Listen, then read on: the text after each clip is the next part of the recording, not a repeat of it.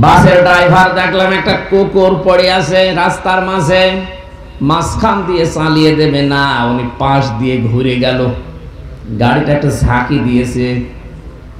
ড্রাইভারকে বললাম আপনি কি করলেন, এখন তো গাড়ি উল্টিয়ে যেত। ড্রাইভার আমারে বলছে হুজুর দেখেন না একটা কুকুর পড়ে আছে, মরা কুকুর, ওরে মারলে কি আর না মারলে কি। ড্রাইভার আমার দিকে ঘুরে বলছে হুজুর আপনি কি আসলে হুজুর? আপনি কেমন হুজুর? আপনি দেখছেন যে একটা মরা কুকুর পড়ে আছে, আমি ডবল করে মারবো, আমার বিবেক নেই? এই কথা শোনার জন্য আমি ছিলাম।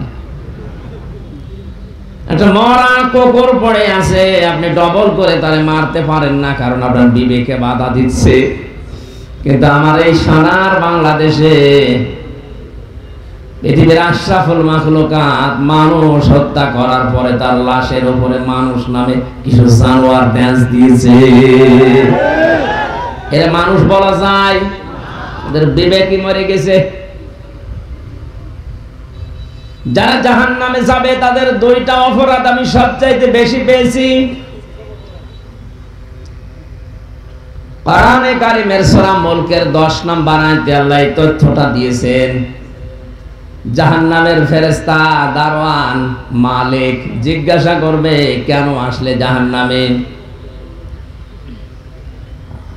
قالوا بلى قد جاءنا نذير فكذبنا وقلنا ما نزل الله من شيء إن أنتم إلا في ضلال كبير وقالوا لو كنا نسمع أو نعقل ما كنا في أصحاب السعير।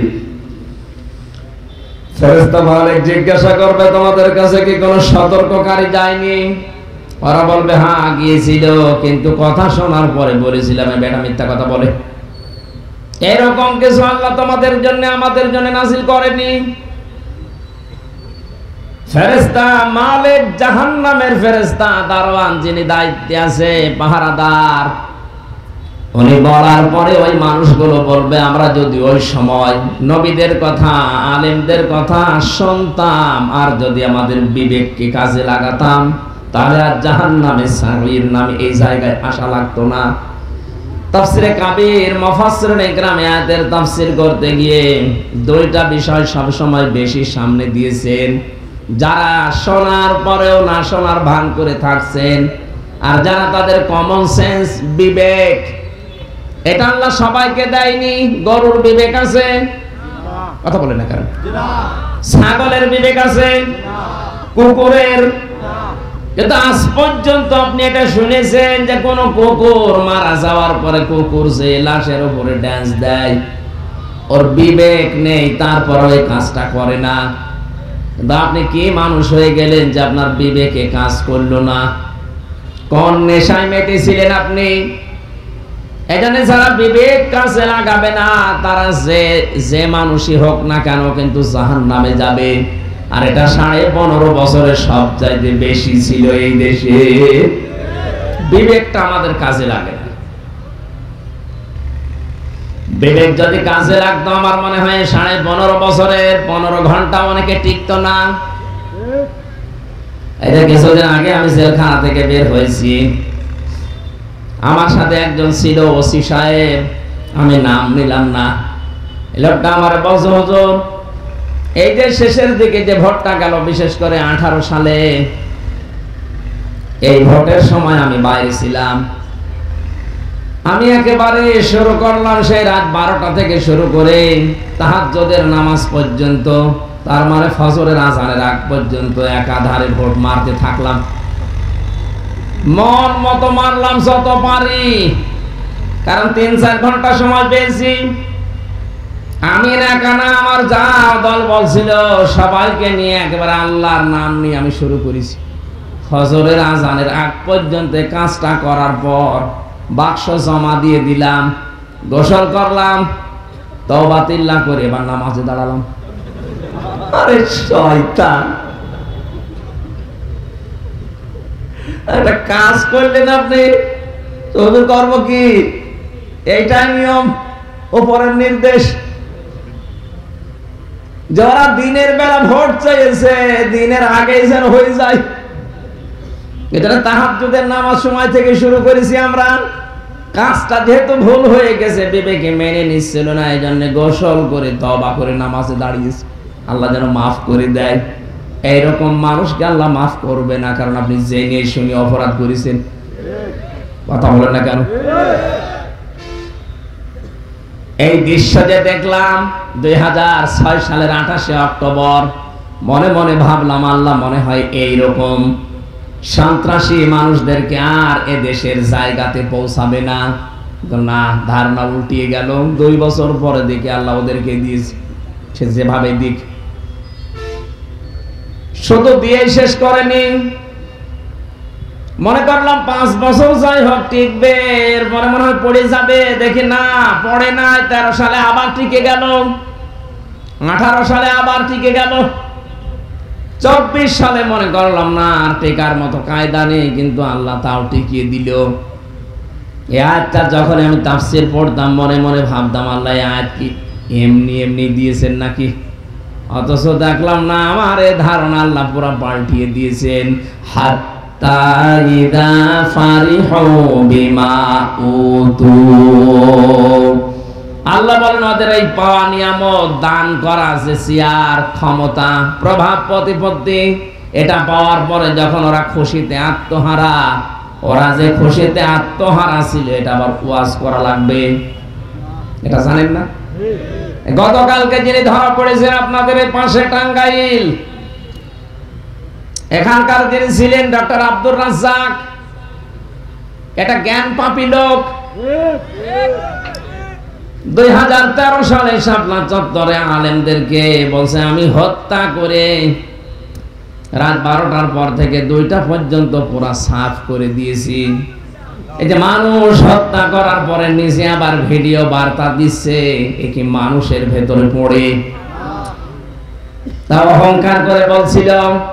আল্লাহ পাক বলেন যখন ওরা সর্বশেষ চূড়ায় পৌঁছে গেছে, আখাযনাহুম বাগতাতান, এখানে ফাইল কর্তা সরাসরি আল্লাহ। আখাযনাহুম বাগতাতান, আমি আল্লাহ নিজে তখন তাদেরকে ধরেছি। কেমন করে ধরলাম? বাগতাতান, আকস্মিক ভাবে, যে দুপুরের খাবার খাবে তাও সময় পায়নি। কথা বলেন এখানে। বাগতাতানের যত অর্থ আছে তার এইটা অর্থ।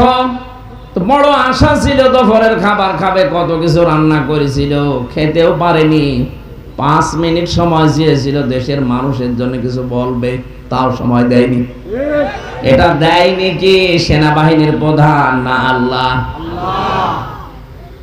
আল্লাহ ওই বান্দাকে দিয়ে বলছে তাড়াতাড়ি ওদের বিদায় কর, কারণ আমি ধরেছি এটা ছাত্র জনতা, এটা উপলক্ষ, এটা ধরেছি সরাসরি কে? কেন? কারণ মানুষের পাপের বোঝা যখন পরিপূর্ণ হয়ে যায়, সীমা অতিক্রম করে, তখন আল্লাহ আর ছেড়ে দেয় না। ইন্নামা নুমলি লাহুম লিয়াজদাদু ইসমা ওয়া লাহুম আযাবুম মুহিন। সূরা আলে ইমরানের 178 নম্বর আয়াতের শেষের দিকে আছে, আল্লাহ পাক বলেন ওরা পাপে যখন একেবারে পরিপূর্ণ করে ফেলেছে, তখন এই মানুষগুলোকে আমি আল্লাহ এমন ভাবে ধরেছি, আযাবুম মুহিন, অপমানজনক শাস্তি দিয়ে। কি অপমান করেছে আপনি তাকান। এই যে কালামানিক, ওরে কলার পাতা শুয়েছে, ওর বিসি পর্যন্ত উড়ে গেছে। হ্যাঁ, বিসি উড়ে গেছে। কি পিটানো পেটিয়েছে মানুষেরা, বিসি নেই। একজন বাংলায় কে যেন ড্রাইভিং করে দিয়েছে, তাই বলে আমার বিসিতে মারবে।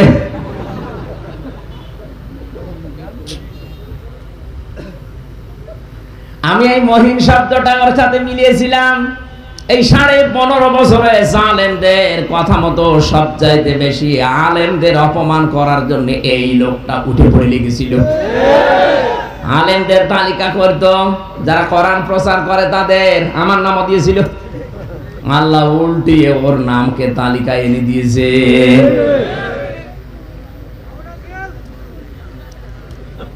যে অবস্থা তৈরি করেছিল এই মানুষগুলো, আল্লাহ পুরানটা সিস্টেম পাল্টিয়েছে।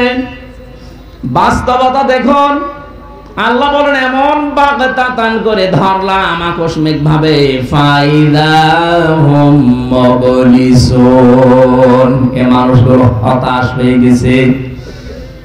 হতাশা কালো চিহ্ন তাদের প্রত্যেকের চেহারার ভেতরে আল্লাহ ভাসিয়ে তুলেছে। তার প্রমাণ এই যে এই দরবেশটা, এত বড় বড় সাদা দাড়ি কেটে নম হয়ে গেছে। কোর্টে সেই দিন তোলে দেখিনি ওর চেহারার ভেতরে কি। প্রত্যেকটা জালেমের চেহারার ভেতরে এখন হতাশা বেজে উঠতেছে। অথচ এদিকে তাকান স্টেজের দিকে, এখানে অনেকেই ছিল এরকম ছেলে, হতাশা না। আমার মনে হয় জেলখানা এদেরকে কড়া লাগিয়ে নিয়ে যাওয়ার সময় মুখে হাসি ফুটে উঠেছে। আর জালেমদের ডক্টর আব্দুর রাজ্জাক আজকে আদালতের এজলাসে দাঁড়িয়ে হাওমাও করে কাঁদছে। কয়েকদিন আগে আমারও মামলা ঢিসমিস হয়ে গেছে, ওই দিন আমার শেষ হাজিরা ছিল। যে দেখি হাজি সেলিম শিশুর মতো কাঁদছে, আমার ছেড়ে দিন শয়তান। কথা তো হারাম বলতে পারে না, সেরকম নৌকা বলতে গিয়ে হৌকা বলে ফেলে। অথচ 5 তারিখের আগে ওর যে দাপট, ওর যে গোনা, ওর যে পাপ, শয়তান পর্যন্ত চিন্তা করেছে যে এত নিচে মানুষ নামলো কি করে। শরীর চলে না, অসুস্থ বলে, অথচ মেয়ে লোক নিয়ে নাচানাচি করছে। ভিডিও দেখাতে জীবনে আল্লাহ সহ্য করবে কি করে আপনার এই পাপ? শরীর যা চলে, সে যদি কিছু করতো মেনে নিতাম। যে কয়টার নামে এখন নারী কেলেঙ্কারি বের হচ্ছে, একটারও আমার মনে হয় এই মানিকের মতো বেশি নেই। হ্যাঁ,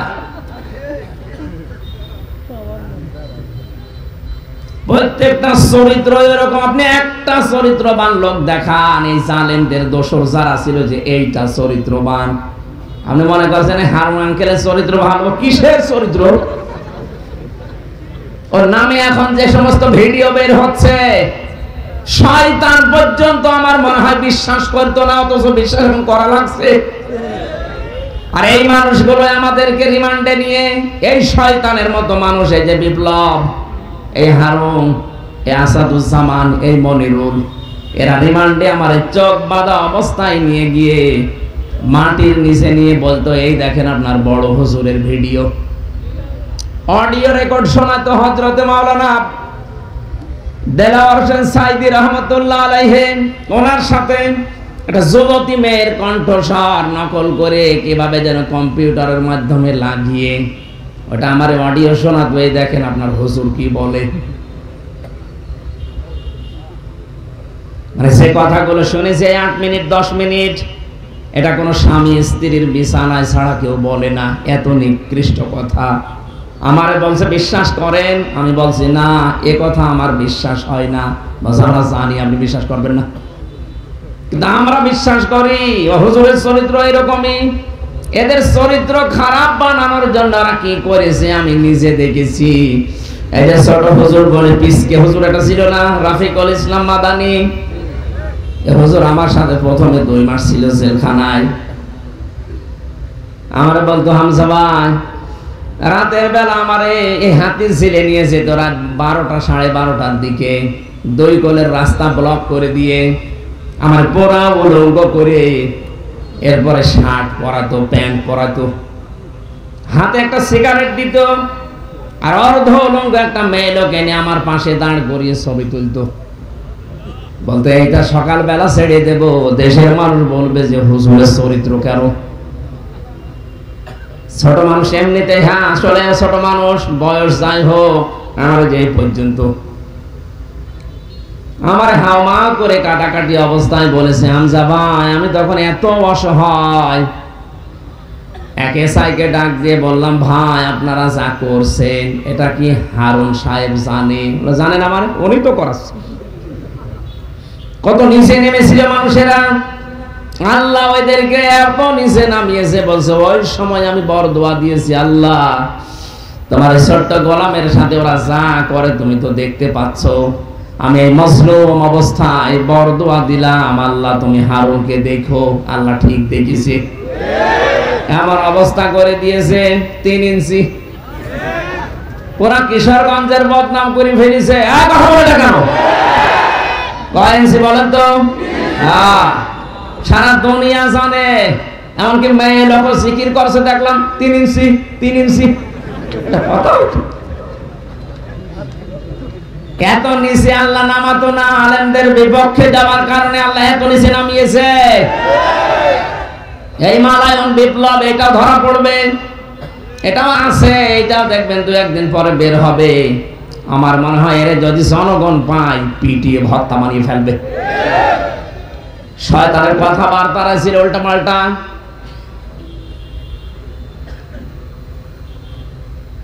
আল্লাহ রাব্বুল আলামিনের সূরা নামের 44 নম্বর আয়াতটা নাযিল হয়েছে যে 1500 বছর আগে, আর আমি এখন পড়ার পরে মনে হচ্ছে 24 সালের 5 আগস্টে আল্লাহ দেখে দেখে নাযিল করেছে। এই কথা বলছেন এখন? এই জন্য আমরা যারা কোরআন প্রচার করতে আসব তাদেরকে আল্লাহ আদেশ দিচ্ছেন, কিতাবুন উনজিলা ইলাইকা, এই একটা কিতাব, হে নবী আপনার প্রতি এই কিতাব আমি নাযিল করেছি। ফালা ইয়াকুন ফি সাদরিকা হারাজুম মিনহু লিতুনযিরা বিহি, যখন আপনি কোরআন দিয়ে মানুষদেরকে সতর্ক করবেন তখন আপনার মনের ভেতরে কোনো দ্বিধা, দ্বন্দ্ব, সংশয়, সন্দেহ, সংকীর্ণতা, ভয়, ভীতি এগুলো যেন কাজ না করে। এটা কোরআন প্রচারকদের দায়িত্ব। দিচ্ছেন কে? আরো জোরে বলেন। এই 15.5 বছরও কোরআন প্রচার হয়েছে, কিন্তু ভয়ে ভয়ে। কথা বলেন না কেন? যারা প্রচার করতে আসতো 14 রকমের শর্ত জুড়ে দিত, এই জন্য জানার পরও তারা প্রচার করতে পারতো না। আর যারাই 2-1 জন প্রচার করেছে তারাই মামুনুল হকের মতো মিথ্যা মামলা নিয়ে 3-4 বছর জেল খেটেছে। আমারে যে মামলা দিয়েছিল শয়তানও বিশ্বাস করবে না, কিন্তু ওরা বিশ্বাস করতো। কোন পাগল নাকি সেই সিরাজগঞ্জ থেকে একটা কাঁচি নিয়ে এসেছিল, ধান কাটা কাঁচি, সংসদের সামনে ঘুরছিল। পুলিশ ধরে বলেছে কি করো? বলে সংসদ ভেঙে ফেলবো। ভেঙে ফেলবো মানে? হ্যাঁ, আমি আমির হামজার ওয়াজ শুনে উদ্বুদ্ধ হয়েছি। নিয়ে আয় আমির হামজারে, এর নিয়ে এসেছি 3 বছর। কয় বছর? অথচ এই মামলায় যদি আমার সাজাও লাগিয়ে দিত সর্বোচ্চ 3 মাসের বেশি আমার সাজা হয় না। 30 বারের উপরে আমার মামলাটা উঠেছে, আমার জামিন দেয়নি। অথচ এই 5 তারিখের পরে মামলা তুলতে দেরি। সেই জজ নিজেই বলছে কি দেখে বিচার করব, কোনো মাল নেই, ছেড়ে দিলাম। পুরা খালাস করে দিয়েছে আমাদেরকে। বলতে গেলাম মনে মনে যে জজ সাহেব এই মামলা তো 3 বছর আপনার কাছে ছিল, তখন তো বলেননি যে কোনো মাল নেই, খালি বলেছেন যে না জামিন হবে না। এখন হঠাৎ করে যে মাল পাচ্ছেন না মানে? এই কথাই বলতো হুজুর কিছু করার নেই, হাত বাঁধা। কি ছিল? এইটাই চলেছে বিচার ব্যবস্থায়, এইটাই চলেছে প্রশাসনে, এইটাই চলেছে চিকিৎসা বিভাগে, এইটাই চলেছে শিক্ষা ব্যবস্থায়। বাংলাদেশে যত বিভাগ আছে প্রত্যেকটা বিভাগে যারাই দায়িত্বে ছিল প্রতিটি মানুষের হাত বাঁধা ছিল, হাত শুধু খোলা ছিল শেখের বেটির। আজ এই বিচারপতির হাত যেমন খুলে গেছে, উনি যেমন ন্যায় বিচার করতে পারছেন। আমরা চাই বাংলাদেশে কিয়ামতের আগে যারাই দায়িত্বে থাকবে তাদের যেন হাত আবু সাইদের মতো খোলা থাকে। কারো হাত এই দেশে বাধা থাকবে না।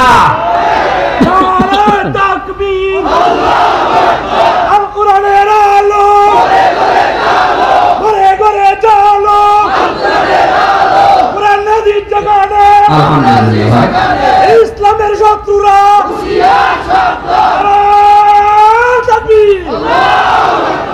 কিশোরগঞ্জবাসী, আমি আমার ইমান থেকে কথা বলছি। বাস্তবতা এইটা, হাত বাঁধা থাকলে আসলে ন্যায় বিচার পাওয়া যায় না, যেহেতু আমি নিজে প্রমাণ। এই জন্য আমরা চাই এ দেশে যেন কারো হাত আর বাঁধা না থাকে।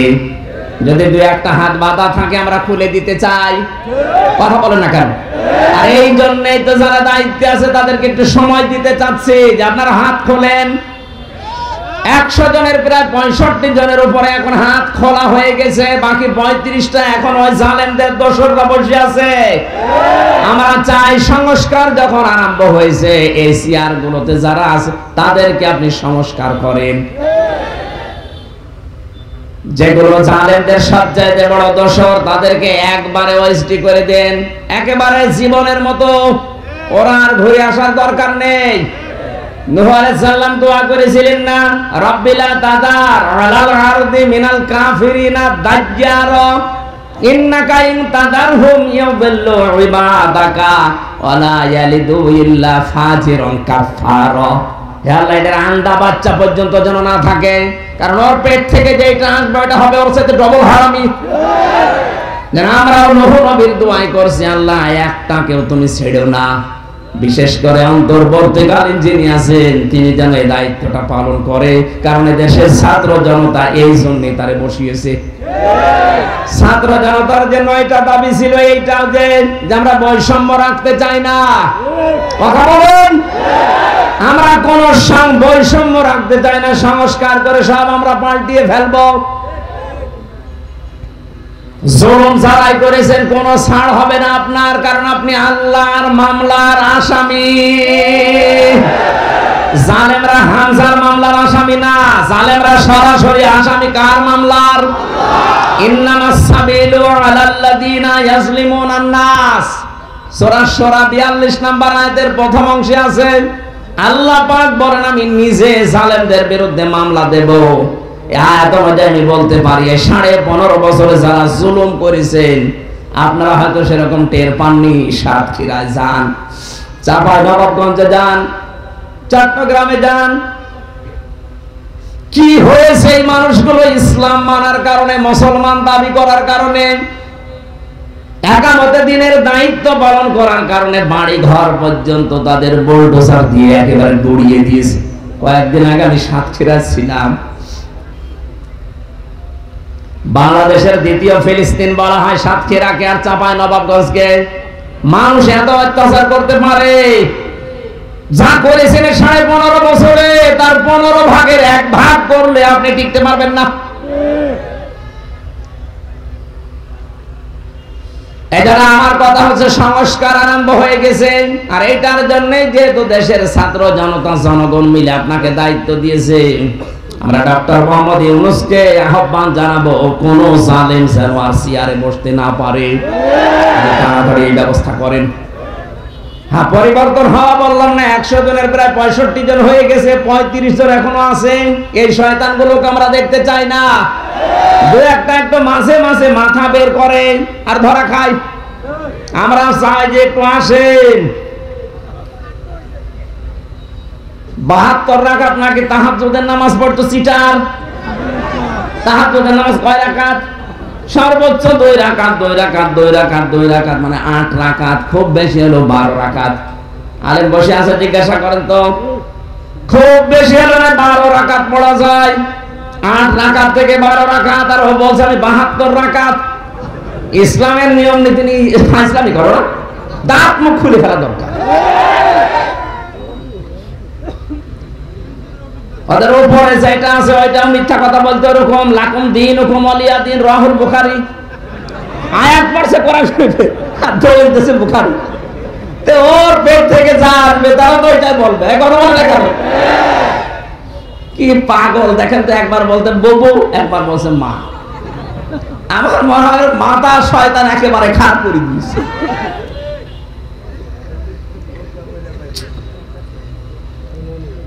সংস্কার আরম্ভ হয়েছে, আমরা চাই সংস্কার হোক। ওদেরকে আমরা সময় দিচ্ছি এই কারণে, তাছাড়া রাষ্ট্রীয় ক্ষমতায় ওনারা বসে থাকবে কিয়ামত পর্যন্ত না, আমরা এটা চাই না।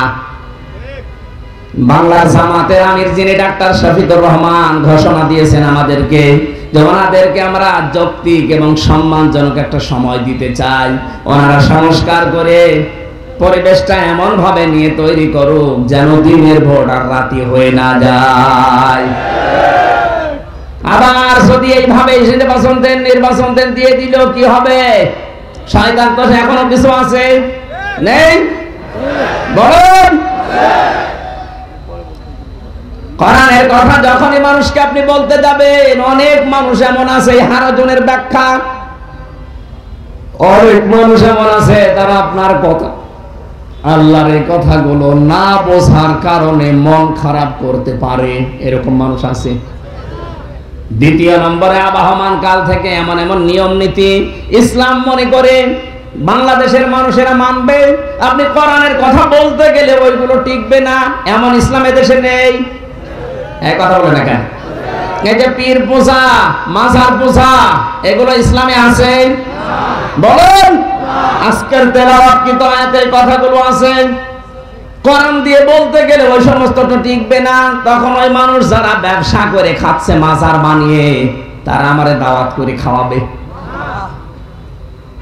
একবার সিনাইদা গিয়েছিলাম, এক পীরের দরবার, আমি জানতাম না, আমারে নিয়ে গেছে এক বড় ভাই, যে দেখি পীর সাহেবকে মহিলারা পর্যন্ত সেজদা দিচ্ছে। মেজাজ গেল খারাপ হয়ে, আমার বলছে হুজুর শিরিক এ বিষয়ে কথা বলেন। শিরিক কত প্রকার, কে কে শুরু করলাম? শিরিক বিজাত, শিরিক বিসিফাত, শিরিক বিল ইখতিয়ার, আর শিরিক বিল হুকুক। এই 4 নাম্বার হুকুক, যেটা আল্লাহর হক, আল্লাহ বাদে সেজদা পাওয়ার হক দুনিয়ায় কারো আছে? ওইটা দেখে দেখে যখন আরম্ভ করেছি, পীর সাহেব ওখান থেকে চিল্লাচ্ছে, ওরে তাড়াতাড়ি নামা, আমার দরবার গেল, তোর দরবার আজকে তুলে দিয়ে যাব। এরকম দরবারের ব্যবসায় যারা আছে, বাবা মরে গেলে আস্তে করে চেয়ারে বসে উনি গদ্দিনসীন পীর, ওটা গদ্দিনসীন শয়তান। এটা কোথায় পেয়েছেন? এটা নিয়ম নীতি। বাংলাদেশে 48,000-এর উপরে পীর, শুধু একটা দরবার আমার দৃষ্টিতে আমি পেয়েছি, চট্টগ্রামের মরহুম মাওলানা আব্দুল জব্বার রহমতুল্লাহ আলাইহি বায়তুশ শরফে। উনি মারা গেলে ওনার ছেলে পীর হবে না, এই নিয়ম নীতি ওখানে নেই। ওনার পরে শাহ মাওলানা কুতুবউদ্দিন রহমতুল্লাহ আলাইহি ছিলেন ওই দরবারের দায়িত্বে। আমরা চাই ইসলাম এইরকম নিতে। খলিফাতুল মুসলিমিন হযরত ওমর ইন্তেকালের আগে বলেছিলেন, আমি মারা যাওয়ার পরে আমার ছেলে যেন চেয়ারে না বসে। আব্দুল্লাহ, সাহাবীদের ভেতরে যাকে যোগ্য মনে করো তাকে বসিয়ে নিও, কিন্তু আমার ছেলে যেন না বসে।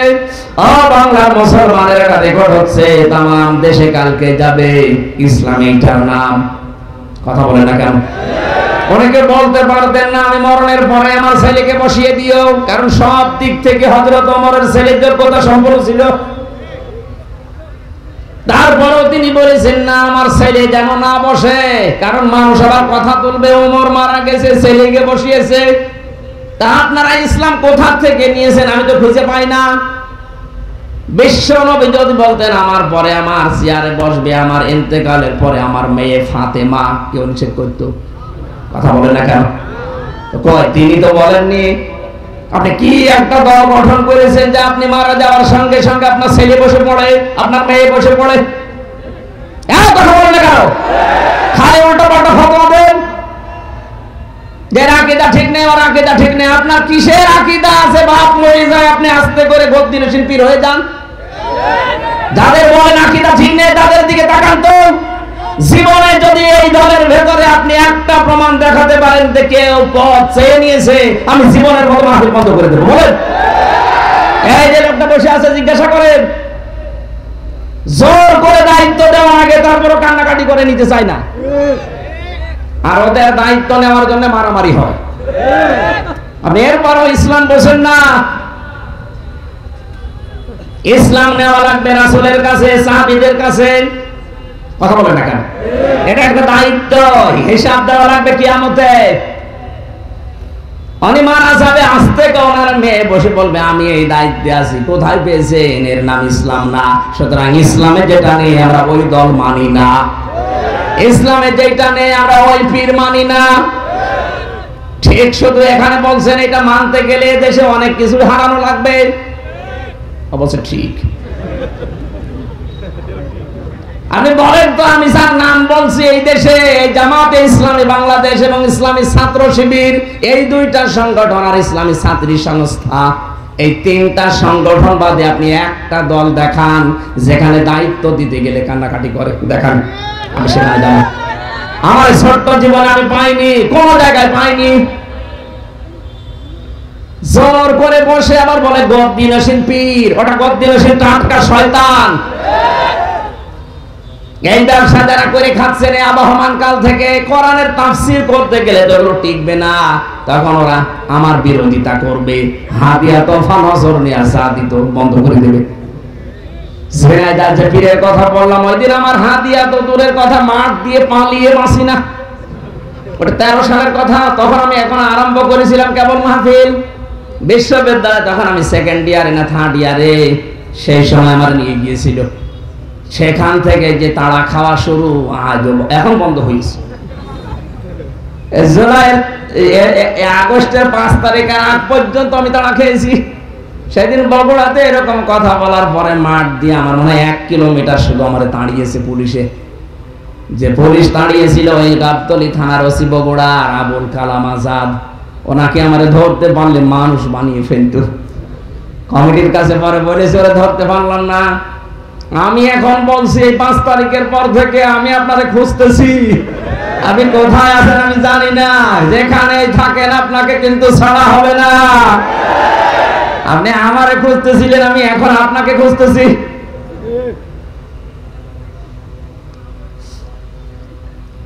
এজন্য হারাসনের ব্যাখ্যা আমরা যারা করতে আসবো কোরআন প্রচার, তাদের উচিত হবে সামনে যারা আছে না বুঝে মন খারাপ করবেন না, আগে দেখেন আল্লাহ কি বলতে চাই। বলেন তো আমি একটা আমার বাবার কথা বলেছি? যদি বলতাম এখানে যে প্রিন্সিপাল বসে আছে আমার ছেড়ে দিত। হারাজনের দ্বিতীয় ব্যাখ্যা, বানানো ইবাদত যারা ইসলাম মনে করে পালন করছেন, কোরআন তাফসীর হলে ওইগুলো টেকে না, তখন ওরা মন খারাপ করে, ওরা বাধা দেয়, বিরোধিতা করে, এমন এমন কথা তোলে যে বলে ও হুজুর পীর মানে না। পীর মানে না মানে? পীর মানে উস্তাদ, পীর মানে শিক্ষক, পীর মানে মুআল্লিম। আপনি যেটা জানেন না ওনার কাছে জেনে নেবেন, এতটুকুই শেষ। ওর গা পা টিপা লাগবে, বউ দিয়ে দেয়া লাগবে, কোথায় পেয়েছেন?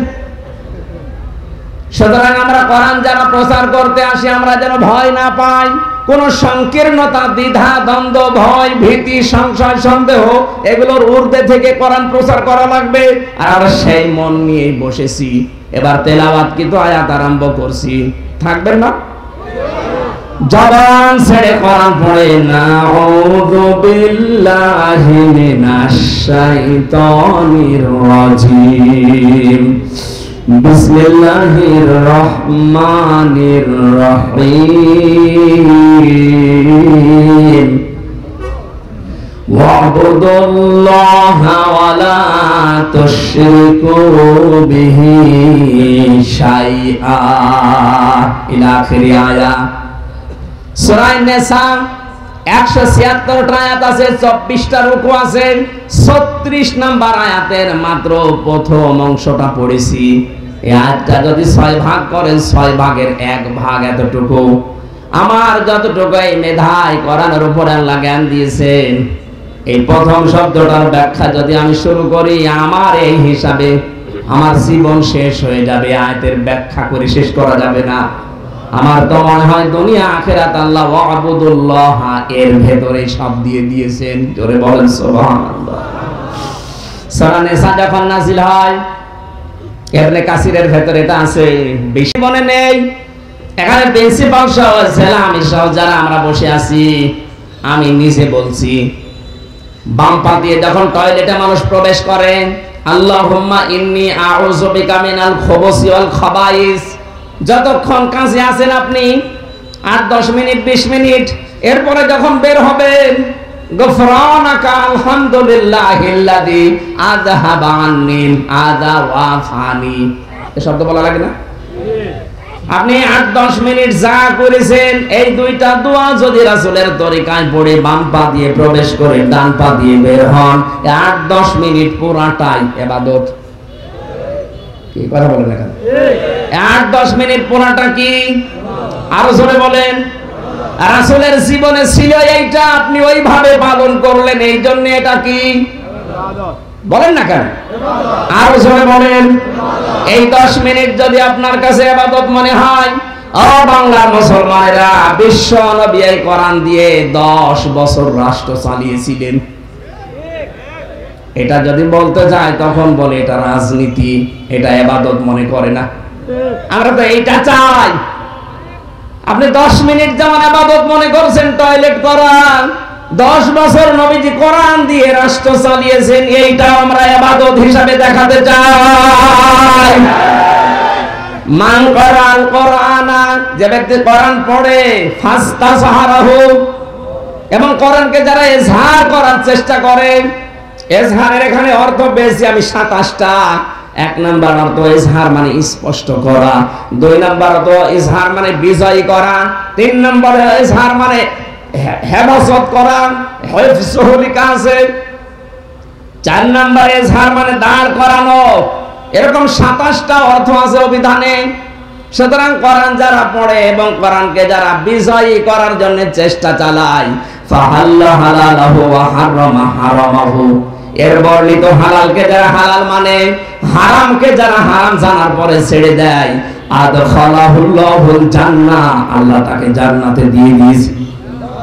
আল্লাহ তাকে জান্নাতে দেবে না দিয়েছে? হ্যাঁ, আদ খরা মাছের সিগা, অথচ আমি এখনো মরিনি, আল্লাহ আমাকে জান্নাতে দিয়ে দিল কি করে? নবীর এই কথা ঠিক হয়নি? কথা বলেন না কেন? তাহলে এর বাস্তবতা কি? নবীজি কি বোঝাতে চাইলেন? সত্যি যদি আপনি কোরআনে কারিমকে এই পৃথিবীতে বিজয় করতে পারেন, দাঁড় করাতে পারেন, কায়েম করতে পারেন, পরিবেশটা এমন হয়ে যাবে হালালকে হালাল, হারামকে হারাম জানার পরে ছেড়ে দেওয়া সম্ভব হবে। আমাদের দেশে কোরআনে কারিম কায়েম নেই, এই জন্য হালালকে হালাল জানার পরে আজ আমরা আঁকড়িয়ে ধরতে পারছি না, হারামকে হারাম জানার পর আমরা অনেকে ছেড়ে দিতে পারছি না। কথা বলেন না কেন? যদি আমরা পারতাম নবীজির এই কথা 100 ভাগ কার্যকর আপনি দেখতে পেতেন, পৃথিবীটা মিনি জান্নাত হয়ে যেত। আদখালাহুল্লাহুল জান্নাহ, নবীজি বলেন মনে করবা যে আল্লাহ তোমার জান্নাতে দিয়েই দিয়েছে, তার মানে জান্নাতের একটা পরিবেশ আপনি নিজের চোখে দেখতে পেতেন। সুবহানাল্লাহ বলতে পারেন না? সুতরাং কোরআন যদি ইজহার হয়, কায়েম হয়, বিজয়ী হয়, তাহলে এই দেশে ভিত্তিক যে ব্যাংকগুলো থাকবে, ব্যাংক থাকবে কিন্তু ইসলাম দিয়ে। কথা বলো না কেন? এই চোরগুলো, এই ডাকাতগুলো, এই সন্ত্রাসী, এই কোলাঙ্গারগুলো এই 15.5 বছরে ইসলামী ব্যাংক নামে অর্থনীতি দিয়ে চলতো, ওরা পুরা ফকলা করে ফেলেছে। একদম বেশি টাকা খেয়েছে, 34-36 হাজার কোটি টাকা। এস আলম খেয়েছে 50 হাজার কোটি টাকার উপরে। এত টাকা যদি এক ব্যাংক থেকে নিয়ে যায়, সে ব্যাংক থাকে কি? অথচ এটা যে একটা ইবাদত ছিল, দেশের মানুষ অনেকে বুঝতো না। ওই অ্যাকাউন্ট করে সোনালী, রূপালী, চৈতালি। কথা বলছেন না? আপনি মুসলমান নামাজ পড়েন যেমন ফরজ মনে করে, ইসলামী অর্থনীতি মানা দরকার ছিল ওই রকম মনে করে। এই জন্য আপনার উচিত হবে লেনদেন যদি করেন, কারবার যদি করেন, ইসলাম যেখানে অন্তত আছে সেখানে কিছু না হলেও কিছু করা দরকার। যদি বলেন ওরাও তো খায়, হ্যাঁ খায়, কারণ এই দেশের সুদ ভিত্তিক অর্থনীতি যতদিন পর্যন্ত যাকাত ভিত্তিক অর্থনীতি রাষ্ট্রীয় ভাবে কায়েম না হবে, কোন ফেরেশতাও যদি এসে ব্যাংক দেয়, সে তার ওষুধ খাওয়া লাগবে, পারবে না সে। এখানে যতদিন পর্যন্ত এটা কায়েম না হচ্ছে, ততদিন এত চেষ্টা চালিয়ে যাচ্ছে। এখানে এই ব্যবস্থা আছে, আপনি যদি একেবারেই সুদ খেতে না চান সে ব্যবস্থা আছে, কিন্তু আপনি তো ছাড়বেন না। আপনি নেন, সুদের টাকা যদি নেন, ওই টাকা নিয়ে আসবেন, নিজের আসল টাকা রাখার পরে ওই সুদের টাকা সওয়াবের নিয়ত ছাড়া মানুষকে দিয়ে দেবেন। কথা বুঝতেছেন? তারপর হাতে পায়ে ধরে বলি ইসলামী অর্থনীতি এটা ইবাদত। এটা এই দেশে সিটে ফোটা হলেও আছে ইসলামী ব্যাংকের ভেতরে। সুতরাং ইমানের দাবি অনুযায়ী আমাদের এখন কাজ কারবার করা দরকার ইসলামের সাথে। আর যেখানে 100 ভাগের 100 ভাগ সুদ, আপনি সেখানে দৌড়িয়ে যান। ইবাদত আল্লাহর হচ্ছে না আমাদের। আমি সহ যারা আছি আমরা ইবাদত করতে চাই কার বলেন তো? আরো জোরে বলেন কার? ব্যক্তিগত জীবনের ইবাদতটা কি? আকুলু লিন্নাসি হুসনা, মানুষের সাথে যে কথা বলবেন, ব্যক্তির সাথে যদি কেউ হাসি মুখে কথা বলে, এটা একটা সাদকা দেওয়ার সওয়াব হয়। অথচ ব্যক্তিগত জীবনের এই ইবাদতটাকে আমরা দুনিয়ার কাজ মনে করে ছেড়ে দেই। এই পৃথিবীতে যারা সত্যি ইবাদত ব্যক্তিগত জীবন থেকে আন্তর্জাতিক জীবন পর্যন্ত করছে, আমি নিজে দেখেছি তাদের জীবনটা কি হাসি মুখে কথা বলে তারা, অথচ তারা সবচাইতে বড় বিপদে আছে। আপনি দেখেন না, একটু জিন্দা মানুষ মনে হচ্ছে, জান্নাতি মানুষ, চেহারা দেখলে আল্লাহর কথা মনে পড়ে। ডাক্তার শফিকুর রহমান, নাম ধরা ঠিক না, তারপর আমি শিক্ষার জন্য বলছি, লোকটারে দেখলেই কেন জানি আল্লাহর কথা হঠাৎ মনে হয়ে যায়। কথা বলছেন এখানে? আর এই যে পাশের জেলা কি ব্রাহ্মণবাড়িয়া, আর আল্লাহর এক ওলি ছিল আনিসুল হক, ওরে দেখলে আল্লাহর কথা কোনদিন আপনার মনে হয়েছে? ওরে দেখলে আমার মনে হয় একটা টাটকা নির্ভেজাল শয়তান। আমি তো জীবনে শয়তান দেখিনি, ওরে দেখলে আমার কেন জানি শয়তান মনে হইতো। কারণ এই দেশে ইসলামকে ধ্বংস করার পেছনে যারা দায়ী, তার ভেতরে ওই লোকটা আছে। বিচার ব্যবস্থা ধ্বংস করে ফেলেছে, নতুন নতুন কালো কালো আইন বানিয়ে মানুষকে বিপদে ফেলার চেষ্টা চালাতো। আল্লাহ পুরা উল্টিয়ে এখন ওই আইন দিয়ে ওদেরকে পেছে ফেলে রেখেছে। আমরা চাই ওদের বানানো আইন দিয়ে ওদের বিচার এই দেশে হবে ইনশাআল্লাহ। ট্রাইব্যুনাল যা গঠন করেছিলেন ওইটাই থাকবে, ওই নিয়মেই যদি চলেন। আমাদেরকে তো বিনা কারণে 3 বছর জেলে দিয়েছেন, আপনার পাপের কারণে এই দেশে কিয়ামত পর্যন্ত আপনার জেল হবে। এই পাশের জেলা নরসিংদী বাড়ি, এর নাম ছিল জল্লাদ শাহজাহান। ওর জেল হয়েছিল মনে হয় 100 বছরের উপরে, 140 বছর। আমার সাথে প্রথম দিন দেখা হয়েছিল, কয় বছর আছে? 27 বছর। ও 30 বছর পর বের হয়েছিল। কয় বছর জেল আপনার? 140 বছর। আপনি 140 বছর জেল, আপনার এখন কিছু মনে হচ্ছে না? আচ্ছা না, আমি বের হব। দেখলেন, 140 বছর জেল বলে বের হবে। ওর আর একবার জন্ম নেওয়া লাগবে না? পাশের ছেলে আর একজন ছিল মকিম গাজী, ওর 167 বছর জেল হয়েছে। ওই বেটা এখনো আছে। সৈয়দ আসলাম ভাই ছিল 27 বছর। ডেঞ্জার রাসু বলে একজন ছিল 24-25 বছর। ভয়ঙ্কর তাজ নামে একজন ছিল টাঙ্গাইলের, ওই ভাই এখনো আছে 17 বছর। আমার মনে হয় যে জালেম গুলো বিদায় নিয়েছে, এবং সে জালেম গুলো এখনো উল্টা পাল্টা করছে, উস বিষ করছে। এদের এই পাপের কারণে, গণহত্যার কারণে যদি এদেরকে শুধু জেলে রাখা হয়, তাও কিয়ামত পর্যন্ত রাখা যাবে। কারণ এক একজনের মামলা 100টা 120টা হয়ে গেছে। আমার 2টো মামলায় যদি 3 বছর হয়, যার 120টা মামলা, তার কত বছর হবে বলেন? ইবাদত আমাদের হচ্ছে না। ব্যক্তিগত জীবন থেকে শুরু করে আন্তর্জাতিক কোন জীবনে ইবাদত নেই।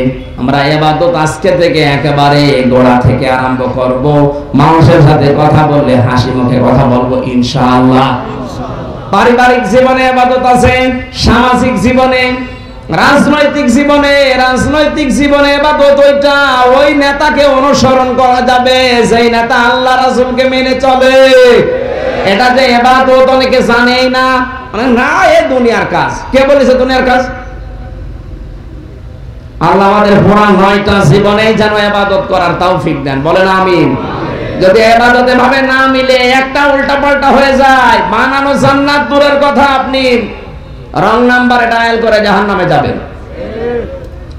আমার এই যে মোবাইলটা, কেউ যদি কল দেন, এখানে আসল নাম্বার আছে 9টা, 01 বাদ দিয়ে কয়টা বলেন না কেন? এই 9টা নাম্বারের 8টা নাম্বার ঠিক আছে, 017809047, শেষেরটা বলা যাবে না, তাহলে মানুষ খালি কল দেবে। আপনি যদি শেষের এই যে 2টার একটা নাম্বার ঠিক আছে 4, এরপর একটা আছে বললাম না, আপনি আন্দাজে কল টিপে দিলেন, আমার কাছে আসবে, রং নাম্বারে যাবে। 9টার 8টা ঠিক আছে, একটা উলট পালট হলে যেমন রং নাম্বারে যায়।